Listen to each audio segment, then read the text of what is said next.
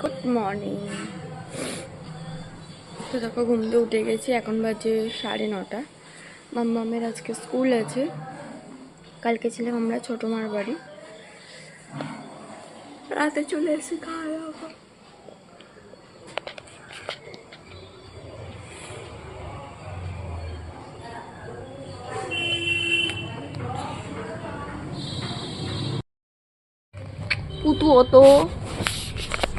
পুতু অতো না, স্কুল যাবে না? স্কুল স্কুল যাবে তো। পুতু স্কুল যাবে, পুতু স্কুল যাবে। এই পুতু চিনি কেন? 1 বছর হতে গেল মাম্মাম স্কুলে ভর্তি হয়েছে। প্রথম থেকে মানে ফার্স্ট দিন থেকে আজ পর্যন্ত কোনো দিন মাম্মাম স্কুলে যাবে না বলে কাঁদিন। এই যে কান্নাটা করেছিল এটা অন্য কোনো কারণে, বাট স্কুল যাব না বলে এরকম কোনো কাঁদিনি। তো সকালবেলা উঠেই দেখো মাম্মামকে তুলে নিয়ে রেডি হয়ে স্কুলে দিয়ে দিলাম। আর যেহেতু মাম্মামদের সামনের সোমবার মানে মানডে থেকে এক্সাম, তো ভেবেছি এই সপ্তাহটা একদমই স্কুল ওকে কামাই করাবো না, যেভাবে ডেলি স্কুলে দেওয়ার চেষ্টা করব যেহেতু ওর এক্সাম। আর যেহেতু ছোটো সেরকম একটা ওকে আমি প্রেশার বা চাপ দিই না, স্কুলের ম্যামরা অবজেকশন করে যে ঠিকঠাক কিছু পারে না, তারপরেও বেশি ওকে চাপ দেওয়া যাবে না, যেহেতু ছোটো আস্তে আস্তে সব কিছু শিখে যাবে এটাই জানি আমি।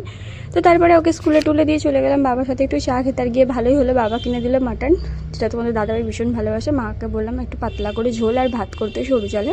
তো সমস্ত কাজ আমি সেরেই গেছিলাম, বিছানা গুছিয়ে ঘরটা ঝাঁট দেবো আর মুছে তারপরে আমি স্নান করে আবার ওকে আনতে যাবো, যেহেতু তোমাদের দাদাভাই গেছে ডিউটি, আমাকে যেতে হবে।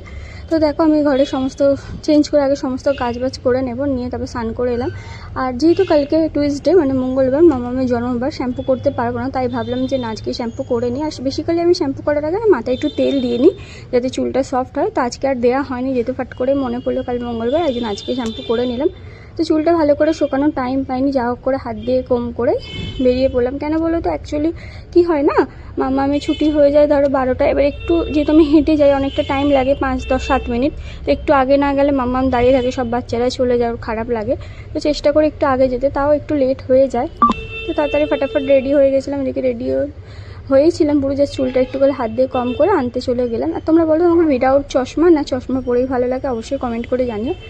তো তারপরে চলো বেরিয়ে পড়ি। আর এদিকে দেখো বাইরে এতটাই পরিমাণে রোদ ছিল না, মানে ছাতা নিয়ে আর এতটা স্নান করে উঠেছিলাম, চুলটা ভিজে ছিল, রোদটা বেশ ভীষণ ভালোও লাগছিলো। আর একদিকে আমি বেশি রোদ সহ্য করতে পারি না, মানে নিতে পারি না।